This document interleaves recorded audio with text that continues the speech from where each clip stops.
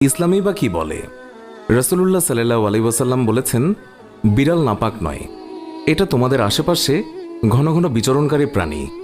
আবু দাউদ ৭৫, তিরমিজি ৯২। আল্লাহর রাসূলের প্রিয় সাহাবী আব্দুর রহমান রাদিয়াল্লাহু তাআলা আনহু তিনি জামার ভিতরে পোষা বিড়াল নিয়ে ঘোরাফেরা করতেন। একদিন তিনি জামার আস্তিনের নিচে একটি বিড়াল ছানা নিয়ে রাসূলুল্লাহ সাল্লাল্লাহু আলাইহি ওয়াসাল্লামের দরবারে তিনি উপস্থিত হন। সেই সময় বিড়ালটি হঠাৎ করেই সবার সামনে বেরিয়ে পড়ল।